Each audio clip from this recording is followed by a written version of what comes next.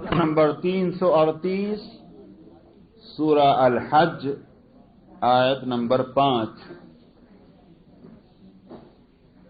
اعوذ باللہ من الشیطان الرجیم. بسم اللہ الرحمن الرحیم.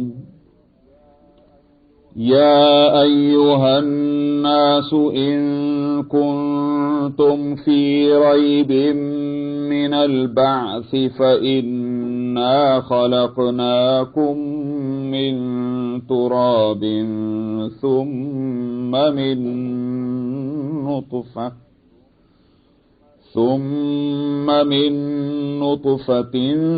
ثم من علقة ثم من مضغة مخلقة وغير مخلقة لنبين لكم ونقر في الأرحام ما نشاء إلى أجل مسمى ثم نخرجكم طفلا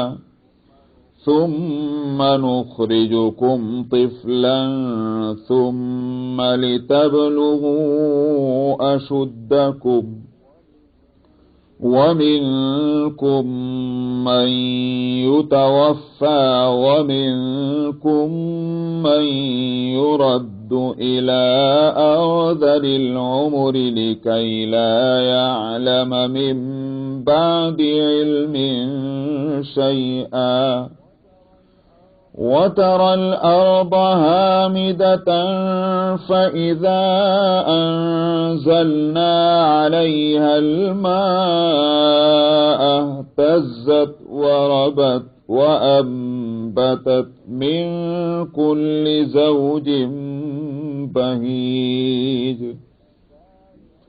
ذلك بأن الله هو الحق وأنه يحيي الموتى وأنه على كل شيء قدير وأن الساعة آتية لا ريب فيها وأن الله يبعث من في القبور ومن الناس من يجادل في الله بغير علم ولا هدى ولا كتاب منير ثاني عطفه ليضل عن سبيل الله له في الدنيا خزي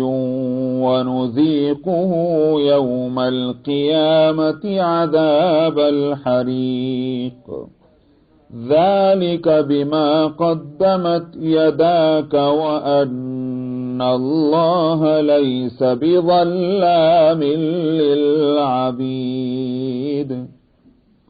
صدق الله.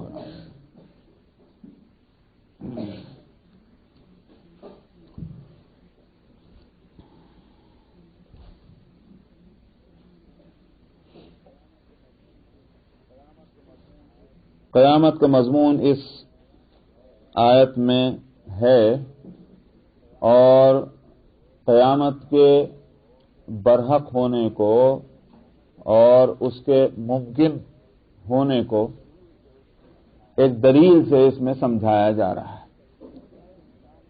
دلیل ہے انسان کی خود اپنی پیدائش اور پیدائش کے مرحلے. قرآن پاک اس کی طرف لوگوں کے ذہنوں کو متوجہ کر کے اور قیامت کے مسئلے کو ثابت کر رہا ہے. فرماتے ہیں کہ اے لوگو، اگر تم بعث کے تعلق سے شک میں ہو، بعث کا مطلب ہے اٹھنا، مر کر دوبارہ زندہ ہونا اور قیامت میں سب کا جمع ہونا، ان سب کے لیے ایک لفظ آتا ہے البعث. آپ نے یہ لفظ پڑھا ہوگا البعث بعد الموت. تو اگر تم مر کر دوبارہ زندہ ہونے کے سلسلے میں شک میں پڑے ہوئے ہو، فرمایا کہ ہم نے تم کو پیدا کیا ہے مٹی سے، پھر نطفے سے، پھر علقہ سے، علقہ جمع ہوا خون جو ہے وہ اس کو علقہ کہتے ہیں، بہنے والا نہ ہو بلکہ وہ کہیں جم جائے، کسی جگہ سالڈ بن جائے، وہ اس کو علقہ کہتے ہیں۔ ثم من مضغہ، مضغہ گوشت کا ٹکڑا لوتھڑا، اس کو مضغہ کہتے ہیں۔ پھر مضغہ سے مخلقۃ وغیر مخلقۃ، بغیر شکل کے اور شکل والا، شکل اس کی کوئی تصویر اس میں صورت بن جائے، لنبین لکم، تاکہ ہم تمہارے لیے اس بات کو واضح کر سکیں، یہ کس بات کو کہ تمہاری اپنی حقیقت ہے کیا۔ وَنُقِرُّ فِي الْأَرْحَامِ مَا نَشَاءُ إِلَىٰ أَجَلٍ مُّسَمًّى، پھر ہم ٹھہراتے ہیں رحموں میں جس کو چاہتے ہیں ایک خاص مدت تک کے لیے، مدت جو بھی اللہ نے رکھی ہے اس وقت تک وہ ٹھہراتے ہیں۔ کوئی 6 مہینے ٹھہرتا ہے، کوئی 7 مہینے، کوئی 8 مہینے، کوئی پورے 9 مہینے پورے کرتا ہے۔ ثُمَّ نُخْرِجُكُمْ طِفْلًا، پھر ہم تمہیں نکالتے ہیں بچہ بنا کر۔ ثُمَّ لِتَبْلُغُوا أَشُدَّكُمْ، پھر تم اپنے پکے پن کو پہنچتے ہو۔ اشدہ شدید کی جمع ہے، شدید شدت سے، سختی، پکا پن، مراد اس سے ہے جوانی۔ جوان جب ہوتا ہے کوئی انسان تو اس میں کوئی کمی کمزوری نہیں رہتی، بلکہ ساری توانائیاں جو ہیں وہ اپنے عروج کو پہنچ جاتی ہیں، اپنی انتہا کو پہنچ جاتی ہیں، وہی ہے اس کو کہا گیا ہے شدت سے۔ وَمِنْكُمْ مَنْ يُتَوَفَّى، پھر ان میں سے کچھ وہ ہیں کہ جن کو وفات دے دی جاتی ہے جوانی میں، اور وَمِنْكُمْ مَنْ يُرَدُّ إِلَىٰ أَرْذَلِ الْعُمُرِ، کچھ وہ ہیں جن کو عمر کے رذیل ترین حصے تک کی طرف لوٹا دیا جاتا ہے، تاکہ جان لیں من بعد علم شیء، تاکہ ان کو نہ معلوم ہو، ان باتوں کا علم نہ ہو سکے کہ جن باتوں کو وہ پہلے سے جانتے تھے۔ بڑھاپے کے اندر آدمی کو آ کر کے کیا ہوتا ہے، اس کے ساری قوتیں جواب دیتی تھیں، جو باتیں یاد بھی تھیں وہ بھی بھول جاتا ہے۔ وہ یہ لکھے لا یعلم من بعد علم شیء، یہاں تک ایک دلیل دی گئی ہے۔ دوسری دلیل اس کے بعد ہے، پہلے ہم اس دلیل کو سمجھ لیں۔ جہاں تک یہ مراحل ہیں، جو مرحلے اور جو یوں کہیے کہ درجہ بدرجہ ایک جنین ماں کے پیٹ میں پرورش پاتا ہے، اس سے ایک بات کو سمجھانا ہے۔ پہلی بات تو یہ کہ انسان اپنی حقیقت کو سمجھ لے۔ اللہ سبحانہ و تعالی نے مٹی سے جس انسان کی پیدائش کی ہے، دیکھا جائے، غور کرے تو اس مٹی سے جس سے کہ اس کی تخلیق ہوئی ہے، پیدائش ہوئی ہے، اس مٹی میں اور یہ جو بچہ بن کر نکلا ہے ماں کے پیٹ سے، اس میں کیا مناسبت ہے؟ کون شخص یہ کہہ سکتا ہے کہ یہ مٹی ہاتھ میں اٹھا کر زمین سے یہ کہے کہ اس کے اندر انسان ہے؟ کوئی بتا سکتا ہے؟ کوئی سائنس، کوئی ٹیکنالوجی، کوئی مشین یہ بتا سکتی ہے کہ ایک زمین سے ایک مٹی اٹھائے اور مٹی اٹھا کر اینالائز کر کے بتا دے کہ اس کے اندر اتنی اتنی جگہ پر انسان موجود ہے؟ ظاہر ہے کہ کوئی اس میں پہلے سے انسانی وجود کے کوئی بھی اجزاء اس میں نہیں پائے جاتے، لیکن اللہ سبحانہ و تعالیٰ نے اس مٹی کی پیدائش کی۔ اچھا صاحب، پھر آگے بھی چلیے کہ سوائے آخر کے 2 مرحلوں کے اس مٹی سے پھر تخلیق ہوتی ہے، دوسرا درجہ جو ہوتا ہے وہ نطفے کا ہے۔ کیا جوڑ ہے نطفے اور مٹی کے اندر؟ کوئی جوڑ نہیں۔ پھر کیا جوڑ ہے اس نطفے کے اندر اور انسان کے اندر؟ کوئی جوڑ نہیں۔ کوئی ترتیب سمجھ میں نہیں آتی کہ اس مٹی سے انسان کیسے پیدا ہوگا، اس نطفے سے کیسے انسان پیدا ہوگا۔ لیکن بہرحال سائنس جو مشاہدہ کر رہی ہے، جو دیکھ رہی ہے، وہ یہ کہ نطفے سے انسان پیدا ہو رہا ہے۔ مٹی سے تو اس کو سمجھ میں آتا نہیں، لیکن نطفے سے۔ چلیے صاحب، نطفہ کیا چیز ہے؟ کہ کچھ ذرات ہیں، وہ ذرے کہ جس سے کہ انسان کی یا کسی جاندار کی پیدائش ہوگی۔ سائنس بس یہاں سے اپنے کام کو شروع کرتی ہے۔ وہ ذرے کے کتنے بڑے ہیں؟ بڑی باریک چیزیں دیکھنے والی، جو کیا کہتے ہیں اسے، مائکروسکوپ، وہ لگا کر کے تب کہیں وہ ذرے نظر آئیں گے۔ تو بلینز کی تعداد میں ہوتے ہیں جو ایک وقت میں خارج ہوتے ہیں، ان میں ہر ایک میں یہ صلاحیت ہے اپنی جگہ پر کہ اس سے انسان پیدا ہو، اور ہر ایک امیدوار ہے۔ لیکن اللہ سبحانہ و تعالی نے اس میں سے کس کے نصیب میں یہ رکھا ہے کہ وہ آگے چل کر کے اس کی پرورش ہو اور انسان بنے، اور کس کے نصیب میں رکھا کہ وہ ضائع ہو جائے؟ کیا کوئی سائنس اور ٹیکنالوجی اس میں اثر کر رہی سلیکشن کے اندر؟ ظاہر ہے کہ نہیں، یہ اللہ کی قدرت سے فیصلہ ہوتا ہے۔ پھر کسی فیمیل کے جن ایگ سے وہ جا کر ملتا ہے وہ خلیہ اور وہ ریزہ، وہ خود اتنا باریک اور نہ دکھائی دینے والا کہ اس کے لیے مائکروسکوپ چاہیے دیکھنے کے واسطے، دونوں مل کر مل جائیں تب بھی نظر آتا نہیں وہ۔ چلیے یہ تو ایک مرحلہ، مان لیجئے کہ کسی مرحلے پر پہنچ کر کے کچھ باتیں سائنٹسٹ کو یا تجربے کاروں کو معلوم بھی ہو جائیں کہ بچہ جو ہے آگے چل کر کے یہ بچہ بنے گا یا بن چکا ہے، کس مرحلے میں، مان لیجئے کسی مشین سے یہ پتہ بھی چل جائے، لیکن ابھی بھی بہت سی چیزیں وہ ہیں کہ جو اللہ کو معلوم ہے اور کسی بھی دوسرے کو معلوم نہیں ہو پاتی۔ مثلا تھوڑی دیر کے لیے مان لیجئے اس بچے کا ناک نقشہ کیسا ہوگا، اس بچے کا قد و قامت کیسا ہوگا، اس بچے کی جو ہے رنگ روغن کیسا ہوگا، اور اس بچے کے اندر صلاحیتیں کیسی ہوں گی۔ آگے چل کر کے یہ جب انسان بن کر باہر آئے گا، یہ دوسروں کے واسطے مصیبت بنے گا، یہ دوسروں کے واسطے یہ راحت بنے گا۔ اپنے وقت کا بخاری، ابو حنیفہ اور غزالی اور رازی بنے گا، یہ دوسروں کے واسطے یہ ہمیشہ یہ تباہ کاریاں مچانے والا ایک انسان بنے گا۔ کس کو معلوم؟ اسی طرح سے کس کو معلوم کہ اس پیدا ہونے والے بچے کی اگر دایا یہ ڈاکٹر یہ جو اس کو جو کہیے نرس ہیں، اگر کسی ذریعے سے بتا بھی دیں کہ یہ فلانی تاریخ کو بچہ پیدا ہو جائے گا، لیکن کون بتا سکتا ہے کہ اس پیدا ہونے والے بچے کی عمر اتنی ہوگی، پیدا ہو کر کے اس کی موت فلاں دن آئے گی؟ ظاہر ہے کہ نہیں۔ یہ ساری کی ساری چیزیں اللہ سبحانہ و تعالیٰ کے علم ہیں، کسی اور کے علم میں نہیں۔ اللہ کی قدرت سے یہ سارے کام ہوتے چلے جاتے ہیں۔ چنانچہ فرمایا کہ پھر بچہ ہو کر ہم تم کو نکالتے ہیں۔ پھر عمر کا مسئلہ ہمارے اختیار میں ہوتا ہے، کسی کے اختیار میں نہیں، خود اس انسان کے اختیار میں نہیں ہوتا میں کب مروں اور کب تک زندہ رہوں گا دنیا کے اندر۔ اس لیے فرمایا ثم لتبلغوا اشدکم ثم یردوا الی ارذل العمر۔ کچھ تو ہوتے ہیں جوانی کی عمر کو پہنچ جاتے ہیں، کچھ اور آگے چل کر کے بڑھاپے تک پہنچ جاتے ہیں۔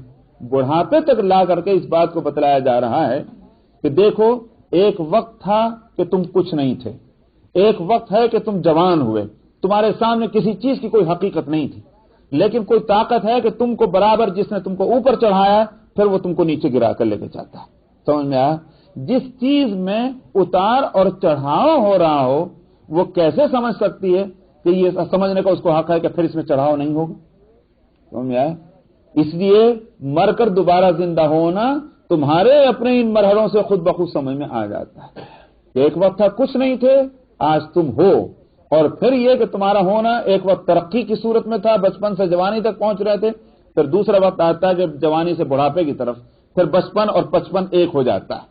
سمجھ میں آیا؟ بچہ اور بوڑھا ایک ہو جاتا ہے۔ تو یہ جو عروج اور زوال ہے یہ خود بتلا رہا ہے کہ کوئی طاقتور کوئی ذات ہے کہ جو اپنے فیصلے نافذ کر رہی ہے۔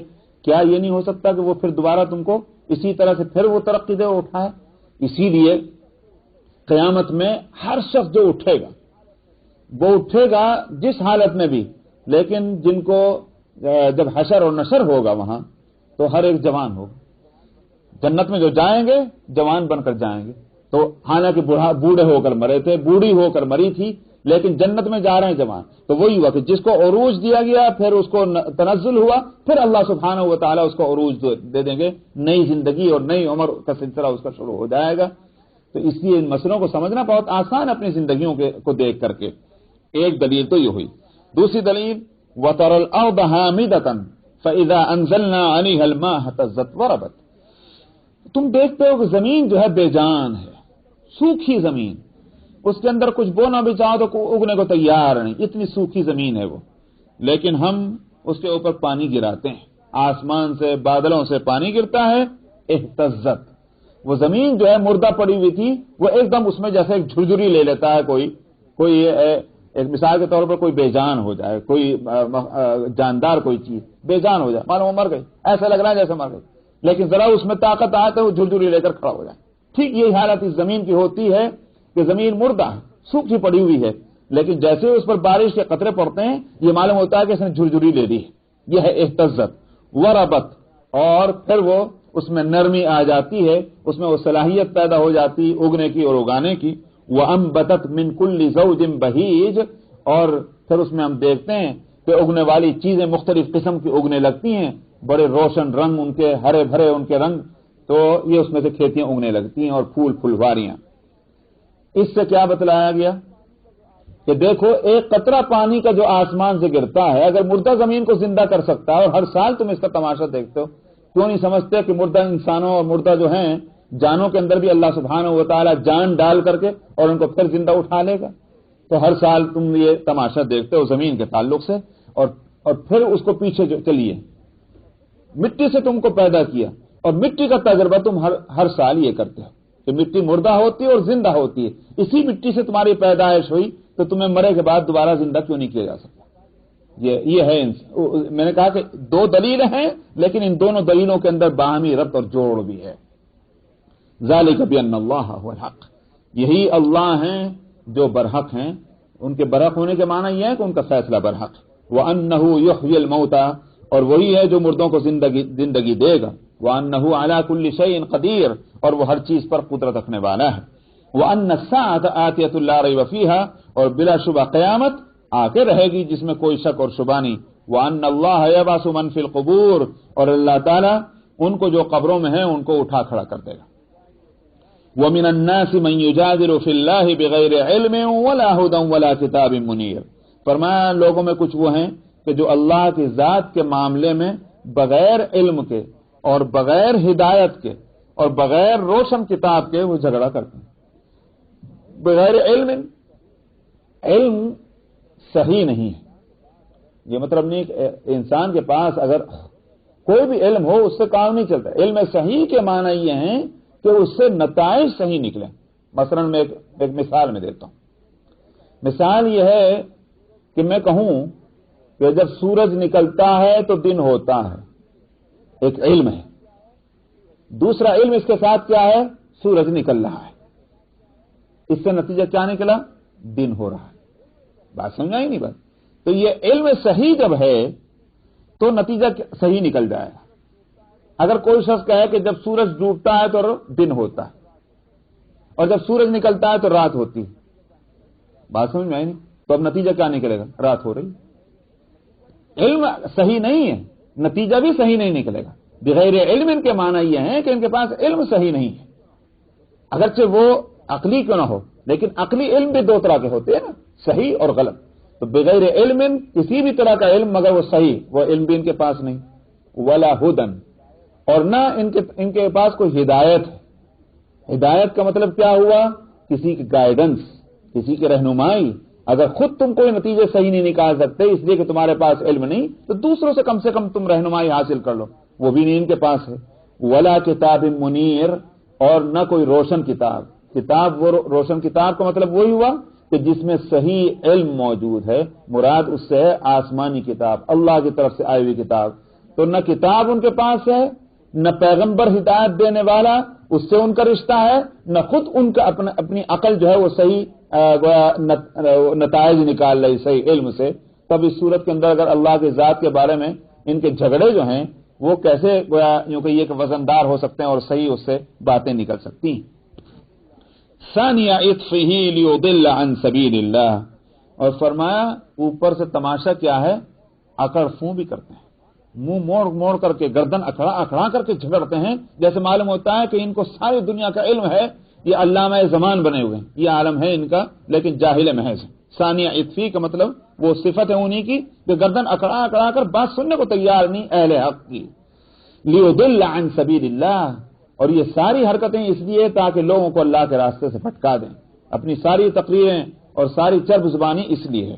لہو فی الدنیا خزی، اس کے واسطے دنیا میں بھی رسوائی ہے، ونذیقہ یوم القیامت عذاب الحریق، اور قیامت کے دن تو ہم اس کو جلانے والے عذاب کا مزہ چکھائیں گے۔ ذالک بما قدمت یداک، اور اس وقت کہا جائے گا یہ تیرے اپنے ہاتھوں کی کمائی کا نتیجہ ہے، دنیا میں جو کچھ تو نے حرکتیں کی ہیں یہ اس کی سزا ہے۔ وَأَنَّ اللَّهَ لَيْسَ بِظَلَّامٍ لِّلْعَبِيدِ، اللہ تعالیٰ تو اپنے بندوں پر ظلم کرنے والا نہیں۔ یہاں لفظ بندہ خوب آیا ہے، مراد یہ ہے کہ اللہ ہی پیدا کرے اور اللہ ہی یہ چاہے کہ میں اس کو سزا دوں گا، یہ کیسے ہو سکتا ہے؟ یہ تو ایسے ہی ہوا کہ جیسے کوئی شخص گھر بنا ہے اور گھر بنائے اس لیے کہ تاکہ پھاوڑا لے کر پھر اس کو گرائے گا، یہ کیسے سمجھ میں آ سکتی بات؟ ہاں یہ بات الگ ہے کہ وہ گھر تکلیف دہ بن جائے، وہ گھر اگر تکلیف دہ بن جائے بجائے آرام پہنچانے کے اور وہ زندگی اس میں ضیق ہو جائے تو پھر بے شک آدمی خود ہی اپنے بنائے گھر کو گرا سکتا ہے، لیکن گھر بنائے اس لیے کہ تاکہ اس کو گرائے، یہ تو عقل مندی کی بات نہیں ہو سکتی۔ وَأَنَّ اللَّهَ لَيْسَ بِظَلَّامٍ لِّلْعَبِيدِ، اللہ نے انسانوں کو پیدا کیا بندہ بنا کر، یہ کیسے ہو سکتا ہے کہ جن کو اللہ نے بندہ بنایا ان کے لیے اللہ نے خود ہی یہ فیصلہ کیا کہ میں ان کو عذاب دوں گا؟ یہ تو ظلم ہے۔ اللہ ظلم کرنے والا نہیں اپنے بندوں پر، مگر جب بندے ہی نے خود مستحق کر دیا اپنے کو اس سزا کا تو پھر اللہ سبحانہ و تعالیٰ اس کے لیے سزا دیں گے، اور یہ سزا دینا اس کا ظلم کی وجہ سے نہیں بلکہ عدل کی وجہ سے ہوگا، انصاف کی وجہ سے ہوگا۔ اس مضمون کو میں پہلے بھی بتا چکا ہوں کہ اگر مجرموں کو سزا نہ دی جائے اس کے معنی کیا ہوئے کہ جو نیک عمل نیک لوگ ہیں ان کے حق میں ظلم ہو رہا ہے، یہ ہے مجرموں کو سزا نہ دینا کا نتیجہ۔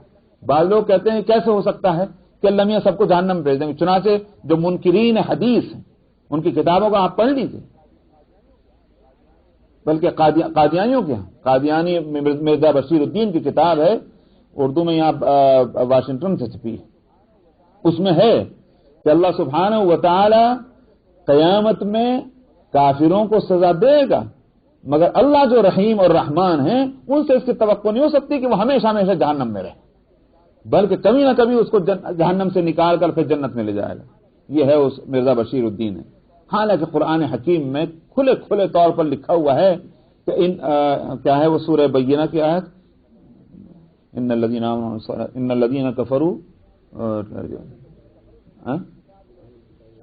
کفروا من اہل الکتاب والمشرکین فی نار جہنم خالدین فیہا، کہ خالدین فیہا وہ کہاں لے جا کر رکھیں گے؟ قرآن کے خلاف کیسے اسلام کا دعویٰ کرنے کے باوجود قرآن کے خلاف بول رہے ہیں؟ یہ کیسا دعویٰ ہے اسلام کا؟ ہم تو نہیں مانتے ان کو مسلمان، لیکن اگر وہ دعوے دار ہیں قرآن کی اس آیت کو کیا کہیں؟ خالدین فیہا، ہمیشہ ہمیشہ رہنا۔ اگر خالدین فیہا کے معنی ہمیشہ رہنا نہیں ہے تو پھر آگے بھی کہیے کہ ان الذین آمنوا وعملوا الصالحات لہم جنات تجری من تحتها الانہار خالدین فیہا، وہاں بھی وہی معنی کیجیے۔ اس کا مطلب یہ ہے کہ مومنین بھی ہمیشہ جنت میں نہ رہیں گے، تو اچھی بات رہی کہ مومنین کو آخر کار جنت سے نکال کر جہنم میں بھیج دیں گے اور مومنین کو کافرین کو جہنم سے نکال کر جنت میں بھیج دیں گے، یہ ہے فیصلہ۔ اس لیے میں نے کہا کہ جہنم میں بھیجا جائے گا، وہ بھیجنا ان کفار کا مشرکین کا یہ دراصل بہتری ہوگی مومنین کے لیے، ورنہ تو مومن اور کافر سب ایک ہی پلڑے میں ہو جائیں گے۔ کیوں انہوں نے دنیا میں اندر محنت کی تھی ایمان کی اور اعمال صالحہ کی؟ اس بات سے فرمایا کہ ذالک بما قدمت یداک، یہ تیرے اپنے ہاتھوں کی کمائی کا نتیجہ ہے جو تو نے کیا تھا۔ وَأَنَّ اللَّهَ لَيْسَ بِظَلَّامٍ لِّلْعَبِيدِ، اور اللہ تعالیٰ اپنے بندوں پر ظلم کرنے والے نہیں۔ بس نمبر 3، اعوذ باللہ من الشیطان الرجیم، بسم اللہ الرحمن الرحیم، وَمِنَ النَّاسِ مَن يَعْبُدُ اللَّهَ عَلَى حَرْفٍ فَإِنْ أَصَابَهُ خَيْرٌ اطْمَأَنَّ بِهِ وَإِنْ أَصَابَتْهُ فِتْنَةٌ انقَلَبَ عَلَى وَجْهِهِ خَسِرَ الدُّنْيَا وَالْآخِرَةَ ذَلِكَ هُوَ الْخُسْرَانُ الْمُبِينُ۔ يَدْعُو مِن دُونِ اللَّهِ مَا لَا يَضُرُّهُ وَمَا لَا يَنفَعُهُ ذَلِكَ هُوَ الضَّلَالُ الْبَعِيدُ۔ يَدْعُو لَمَن ضَرُّهُ أَقْرَبُ مِن نَّفْعِهِ لَبِئْسَ الْمَوْلَى وَلَبِئْسَ الْعَشِيرُ۔ إِنَّ اللَّهَ يُدْخِلُ الَّذِينَ آمَنُوا وَعَمِلُوا الصَّالِحَاتِ جَنَّاتٍ تَجْرِي مِن تَحْتِهَا الْأَنْهَارُ إِنَّ اللَّهَ يَفْعَلُ مَا يُرِيدُ۔ من كان يظن أن لن ينصره الله في الدنيا والآخرة فليمدد بسبب إلى السماء ثم ليقطع فلينظر هل يذهبن كيده ما يغيظ وكذلك أنزلناه آيات بينات وأن الله يهدي من يريد إن الذين آمنوا والذين هادوا والصابئين والنصارى والمجوس والذين أشركوا إن الله يفصل بينهم يوم القيامة إن الله على كل شيء شهيد ألم تر أن الله يسجد له من في السماوات ومن في الأرض والشمس والقمر والنجوم والجبال والشجر والدواب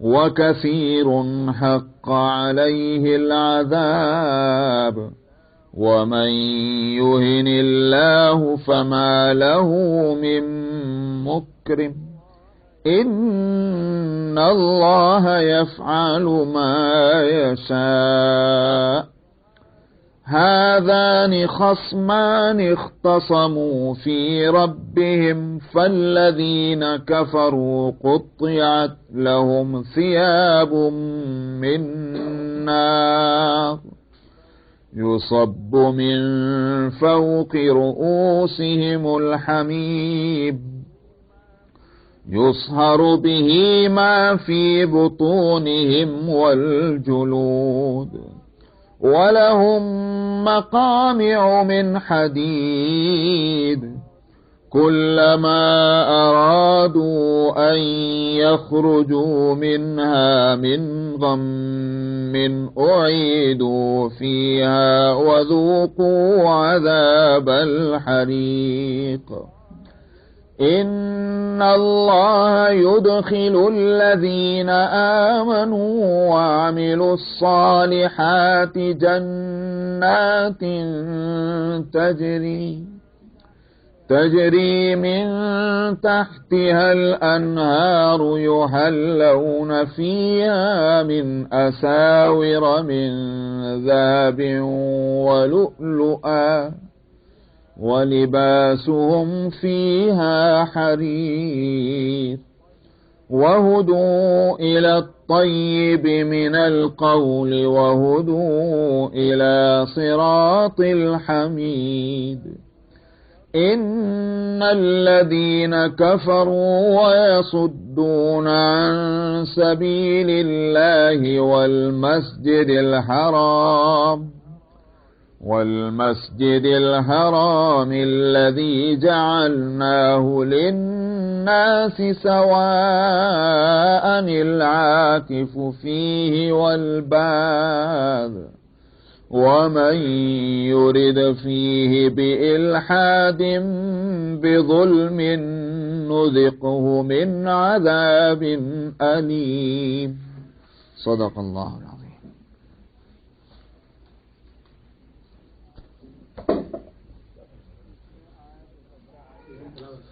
اس میں آیت سجدہ آئی ہے تو جن بھائیوں اور بہنوں نے سنی ہے تلاوت کو وہ ان سب پر سجدہ واجب ہوتا ہے تو سجدہ کر لیں کسی بھی وقت سجدہ تلاوت.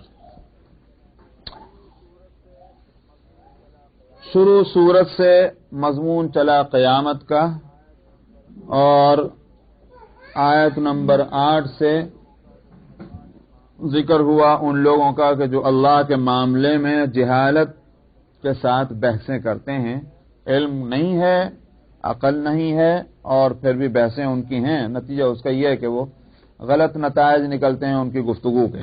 اس پر نکیر کی گئی تھی۔ یہاں سے ایک اور دوسرے قسم کے لوگوں کا ذکر ہے، اور وہ لوگ ہیں کہ جن کا نہ یوں پتہ چلے کہ یہ مسلمان ہیں، نہ یوں پتہ چلے کہ یہ غیر مسلمان، اس کو کہا کرتے ہیں ادھر بھی ہیں اور ادھر بھی ہیں۔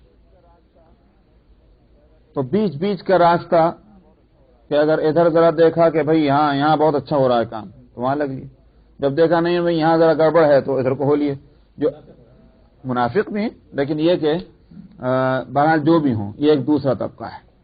ان کے لیے جو لفظ یہاں آیا ہے وہ بڑا عجیب ہے۔ فرمایا وَمِنَ النَّاسِ مَن يَعْبُدُ اللَّهَ عَلَى حَرْفٍ، کچھ لوگ ایسے ہیں جو اللہ کی عبادت ایک کنارے پہ کھڑے ہو کے کرتے ہیں۔ حرف کنارہ کیا ہے ان کی حالت؟ فَإِنْ أَصَابَهُ خَيْرٌ اطمأنَّ بِهِ، اگر کوئی اچھی چیز مل جائے ان کو تو پھر تو مطمئن ہو جاتے ہیں، ہاں بالکل صحیح ہے راستہ۔ وَإِنْ أَصَابَتْهُ فِتْنَةٌ، اور اگر کوئی پریشانی اور آزمائش آ جائے تو پھر انقلب علی وجہہ، منہ موڑ کے چل دیتے ہیں۔ فرمایا خسر الدنیا والآخرہ، انہوں نے دنیا بھی کھوئی، آخرت بھی کھوئی۔ معلوم یہ ہوا کہ اصل طریقہ کار جو ہونا چاہیے انسان کے لیے وہ یہ کہ پورے کانفیڈنس کے ساتھ، اطمینان کے ساتھ ایک راستے پر چلے۔ یہ ہے اصل چیز، جس کو فارسی میں بھی کہا جاتا ہے یک گیر محکم گیر، ایک کو لے لو اور مضبوطی کے ساتھ تھام لو۔ یہ کہ صاحب دو کشتیوں میں سوار ہونا چاہتے ہو کہ پتہ نہیں کون سی کشتی صحیح چلے، تو وہ کشتی صحیح جائے گی نہیں جائے گی، مگر اس پر سوار جو تو ڈوبی جائے گا۔ کبھی بھی دو کشتیوں کا سوار نہیں صحیح چل سکتا۔ اس لیے راستہ ایک اپنا لو، ہمت کے ساتھ، جرأت کے ساتھ، اطمینان کے ساتھ اس راستے کو لو۔ اگر اسلام پہ آنا چاہتے ہو آنکھیں بند کر لو سب چیزوں سے، بس اسلام حق ہے جز اور کل کے ساتھ، فائدہ ہو تو اور نقصان ہو تو، دنیا کے اعتبار سے۔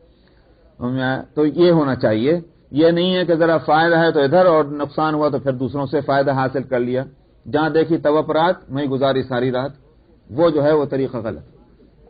تو یہ نہیں ہونا، یہ ایک مسلمان کا شیوا، مسلمان کیا بلکہ واقعہ یہ ہے کہ جس کے اندر ذرا بھی انسانی خوبیاں موجود ہیں اس کو وہی طریقہ اختیار کرنا چاہیے۔ یہی تو وجہ ہے قرآن حکیم میں اتنا غصہ مشرکین پر نہیں ہو رہا ہے جتنا منافقین پر آپ دیکھتے ہیں۔ لان تان منافقوں پر زیادہ ہے، اس لیے کہ مشرکین نے ایک راستہ اپنا لیا، غلط صحیح مگر ایک راستے پر ان کو اطمینان ہے، تو آخرت میں اس کی سزا ملے گی، لیکن دنیا کے حساب سے تو دیکھا جائے کہ انہوں نے اپنے انسانی ایک کمال جو ہے ایک دنیا کے لحاظ سے اس کو تو انہوں نے ظاہر کر دیا، ایک راستہ ہم کو صحیح معلوم ہوتا ہم اس پر چل رہے ہیں، ادھر ادھر نہیں، اس لیے ان پر زیادہ نکیر نہیں ہے۔ لیکن منافق جو ہیں یہ ان کو لیے کہا گیا تمہارے دلوں کے اندر بیماری ہے، الذین فی قلوبہم مرض، ان کے دلوں میں بیماری کہا گیا، اس واسطے کہ دیکھیے نا، اصل میں پہلی بات تو یہ ہے کہ دل کا کام کیا ہے۔ سائنٹیفک وے میں تو آج کل دل کو کچھ مانتے ہی نہیں، لیکن دل جس کو کہتے ہیں اس کا کام اصل ہے ڈیسیژن لینا، فیصلہ کرنا، یہ کام ہے دل کا۔ ایک بات تو پہلے ہی سمجھ لیجیے۔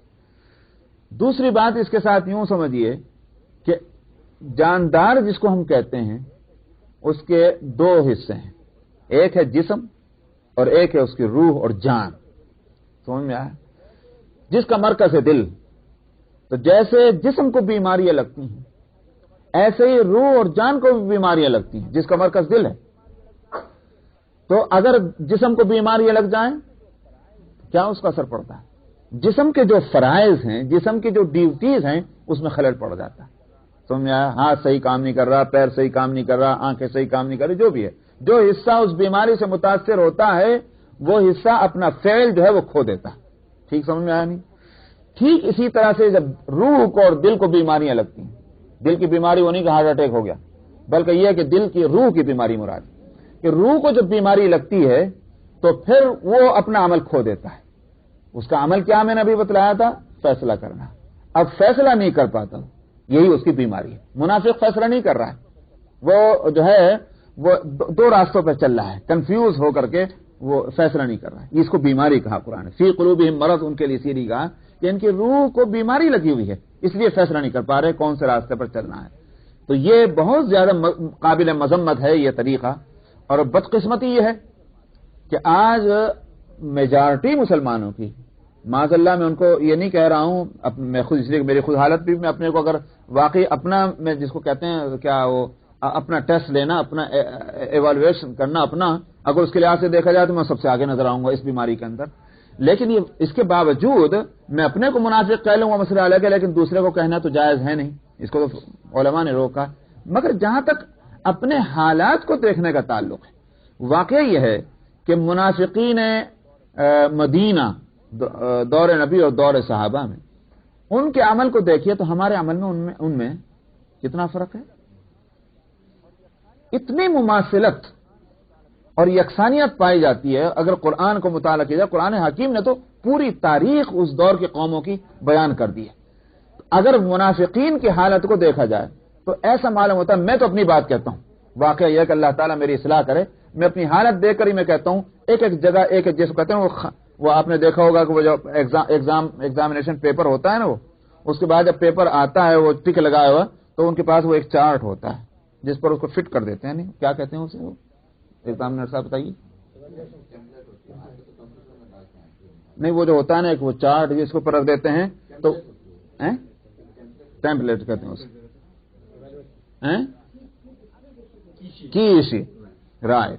اگر کی شیٹ تو قرآن ہے، اگر اس پر رکھ کر کے ہم دیکھیں منافقوں کا اور اپنا حال، بالکل یہ معلوم ہوتا ہے کہ ایک ایک خانے پر جو ہے فٹ بیٹھتے چلے جا رہا ہے. میں تو صحیح آپ سے کہتا ہوں، واقعہ یہ ہے.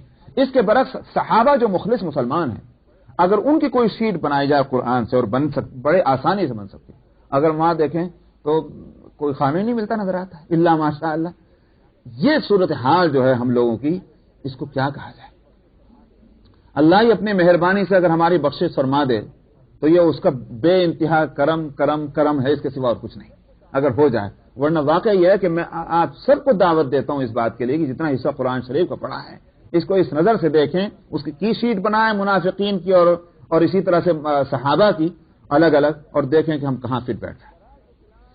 یہ آج ہم لوگوں کی حالت ہے. ذرا اسلام، اگر اسلام ترقی پر ہے، عروج پر ہے، سمجھ میں آیا، اور ساری قومیں اس کے سامنے جھک رہی ہیں اور سارے منافع جو ہیں اس وقت مسلم قوم کے لیے ریزرو ہو جائیں، ہم سے بڑا مسلمان کوئی نہیں. پکے مسلمان ہیں اندر سے بھی باہر سے بھی. اور اگر کہیں اسلام کے نام سے ان کو نقصان پہنچ رہا ہو، آفتیں آ رہی ہوں، تو پھر جو ہے وہ اندر سے جو بھی ہو، لیکن باہر سے تو ہماری کوشش یہ ہے خدا کرے کوئی ہم کو مسلمان نہ سمجھے. سمجھ میں آیا؟ یہی ہم لوگوں کی صورت حال ہے. تو یہ جو ہے قرآن کی آیت، واقعی میں جب پڑھتا ہوں میں تو ایک دفعہ کو حقیقت یہ ہے کہ وہ ایک کیفیت یہ ہوتی ہے کہ یہ قرآن جو کہہ رہا ہے یہ تو ہم لوگ تو وہیں کھڑے ہوئے ہیں. وَمِنَ النَّاسِ مَن يَعْبُدُ اللَّهَ عَلَى حَرْفٍ، نمازیں پڑھ رہے ہیں، روزے رکھ رہے ہیں، مگر ایسا کہ جہاں ذرا سے بھی کوئی موقع ہے روزہ بھی چھوٹا اور نماز بھی چھوٹے اور کھڑے نظر آ رہے، دور، نہ نماز سے واسطہ، نہ روزے سے، نہ اسلام کی سچائی سے، نہ صداقت سے، نہ اسلام کی تہذیب سے، نہ اسلام کے کلچر سے، کسی چیز سے کوئی ہمارا تعلق نہیں رہتا. یہ بات بہت یہاں آگے جو کچھ اس کے بعد فرما رہے ہیں، خسرت دنیا والآخرہ، آخرت میں جو کچھ ہوگا وہ تو معلوم نہیں، لیکن دنیا میں آخر خسارہ کیوں ہے؟ سوچئے تو صحیح.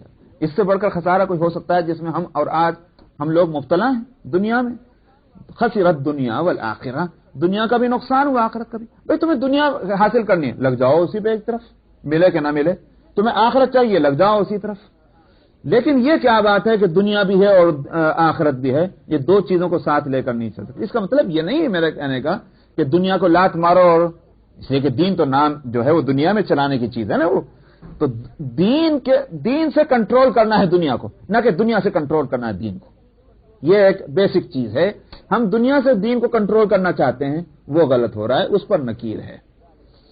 خسرت دنیا والآخرہ ذالک هو الخسران المبین، فرمائے تو کھلا نقصان ہے جو دونوں زندگیاں جس کے نقصان میں ہوں، آخرت کی بھی اور دنیا کی بھی. یدعو من دون اللہ ما لا یضرہ وما لا ینفع. اس آیت کو بھی اپنے ہی نقشے میں آپ سمجھیں تو میرا اس کا مطلب سمجھ میں آئے گا. آج جو ہے مسلمان فرد اور مسلمان قوم اگر دوسری تہذیبوں اور دوسری طاقتوں کے سامنے بھیک کی پیالہ لیے پھرتے ہیں، ہے نہیں؟ ہم بھکاری ہیں آج ساری دنیا میں، کبھی اس کی تہذیب لے لی، کبھی اس کا کلچر لے لیا، کبھی اس سے طاقت قوت مانگ لی. یہ آج ہم لوگوں کی حالت ہے. سمجھ میں آیا؟ تو اس کے لیے اللہ تعالیٰ یہاں کیا فرما رہے ہیں؟ فرماتے ہیں یہ اللہ کو چھوڑ کر ان کو پکارتے ہیں کہ جو ما لا یضرہ وما لا ینفعہ، نہ تو نقصان پہنچائے نہ فائدہ پہنچائے، کچھ ہے ہی نہیں ان کے ہاتھ میں، ان سے مانگتے ہیں، ان کو پکارتے ہیں اللہ کو چھوڑ کر. اللہ سبحانہ و تعالی ہی وہ ذات ہے کہ جو نفع و نقصان کی مالک ہے. اس سے پکارو، ڈر کر پکارنا ہے تو اللہ کو پکارو، اور اگر یعنی نفع کی امید رکھتے ہوئے پکارنا تو بھی اللہ کو پکارو. دو بنیادیں ہو سکتی تھیں. یہ مطلب نہیں ہے، اس سے میں دوسری طرف لے جا رہا ہوں، اس کا یہ مطلب نہیں ہے اللہ میاں کو پکارنا ہے نفع کے لالچ میں اور نقصان کے ڈر کی وجہ سے، ورنہ تو یہ کہ اللہ کو نہ پکارا جائے. اصل تو اللہ کو پکارنا ہے اسی لیے کہ وہ ہے ہی پکارنے والی ذات، اسی کو پکارا جانا چاہیے، چاہے نفع نہ ہو اور چاہے نقصان نہ ہو. مگر یہ کہ اگر نفع نقصان بھی کوئی چیز ہے اور ہے، اس کے لیے بھی تو اللہ کو پکارنا چاہیے جو نفع نقصان کے مالک ہے. جن کو پکارتے ہیں وہ تو نہ نقصان پہنچا سکیں نہ نفع پہنچا سکیں.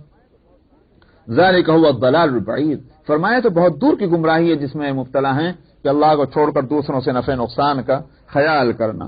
یدعو لمن ضرہ اقرب من نفع. اور اگر مان بھی لیا جائے کہ صاحب آج فلانے کے پاس طاقت ہے، آج فلاں جو ہے پاورفل ہے، اگر اس کے امکانات بھی مان لیے جائیں، فرمایا تب بھی ان کا نقصان زیادہ ہے نفع کے مقابلے میں.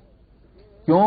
اس واسطے کہ کسی خاص مصلحت سے دوسری قومیں، دوسری طاقتیں مسلمان فرد کو، مسلمان قوم کو کوئی فائدہ پہنچا سکیں تو وہ خاص مصلحت کی حد تک ہے. تم کو بحیثیت مسلمان کے اچھا سمجھ کر تو کوئی فائدہ نہیں پہنچا سکتا. نقطہ سمجھ میں آ رہا ہے؟ آج کیا حالت ہے؟ آج یہ طاقتیں جو ہیں کسی ملک کے لیے، وہ مسلمان ملک ہوتا ہے، اس کے لیے بڑی مہربانی کا بیان دے دیتے ہیں. ہم بہت خوش، بہت اچھی قوم، بہت اچھی حکومت آئی ہے، دیکھو مسلمانوں کے واسطے یہ بہت مہربان ہے. یہ نہیں سمجھتے کہ یہ مسلمانوں کے ساتھ مہربان نہیں، وہ اپنی مصلحتوں کے ساتھ مہربان ہے.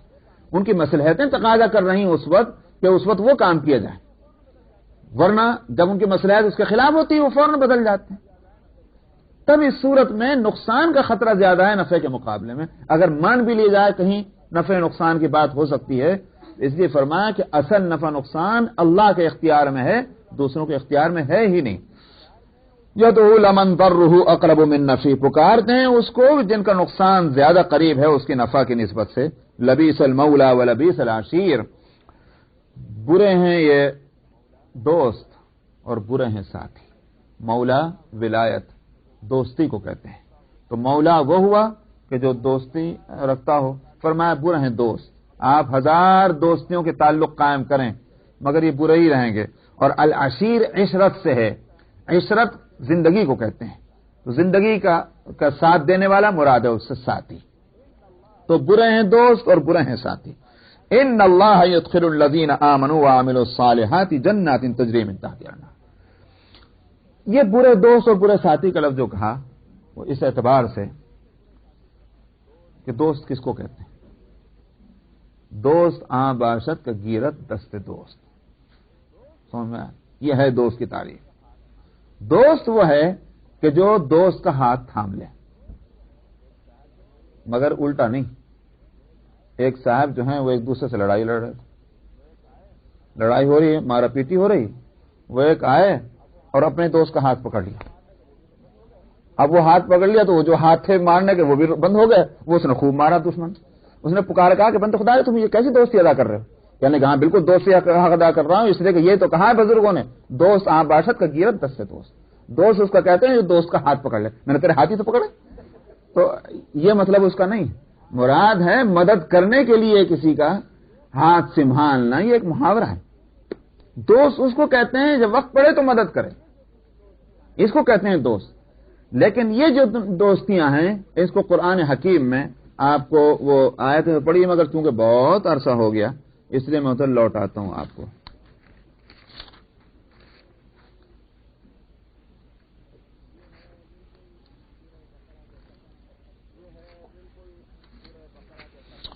یہ ہے بالکل سورہ بقرہ کے صفحہ نمبر 25 اور آیت نمبر 166 سے دیکھیے.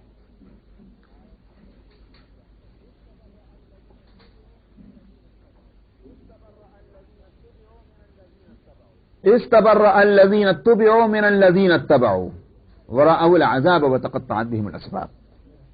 قیامت میں کیا ہو